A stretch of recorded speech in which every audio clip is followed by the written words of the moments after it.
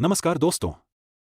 क्या आपने कभी सोचा है कि कोई गांव ऐसा भी हो सकता है जहां खेतों में किसान नहीं बल्कि रोबोट काम करते हों? जहां निगरानी कैमरा नहीं बल्कि एआई खुद सोचकर फैसले लेता हो? आज हम बात करेंगे एक ऐसे ईरानी गांव की जो ना सिर्फ परंपरा से जुड़ा है बल्कि भविष्य की झलक भी देता है।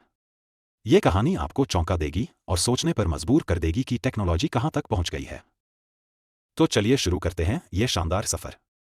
ईरान को दुनिया एक पारंपरिक, ऐतिहासिक और धार्मिक देश के रूप में जानती है। यहाँ की वास्तुकला, संस्कृति और खानपान पूरी दुनिया में मशहूर हैं। लेकिन कम लोग जानते हैं कि ईरान ने टेक्नोलॉजी के क्षेत्र में भी बहुत बड़ी छलांग लगाई है।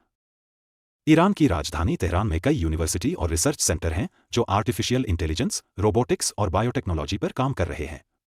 और इस विकास की सबसे अनोखी मिसाल है रोबोटिक गांव। ईरान के इस गांव का नाम है कारज के पास एक स्मार्ट एग्रो विलेज।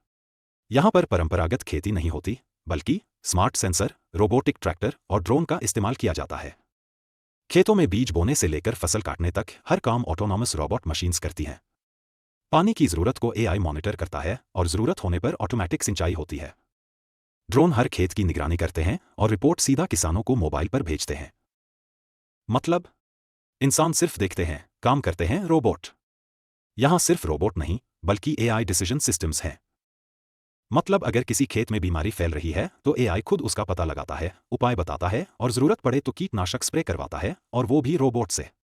यह सब हुआ है ईरान सरकार की स्मार्ट विलेज योजना के तहत।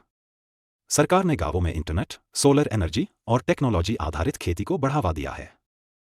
इस टेक्नोलॉजी का सबसे बड़ा फायदा है 40% ज्यादा फसल उत्पादन, 60% कम पानी की खपत, 50% कम लेबर खर्च और 24x7 निगरानी, जिससे नुकसान लगभग शून्य हो गया।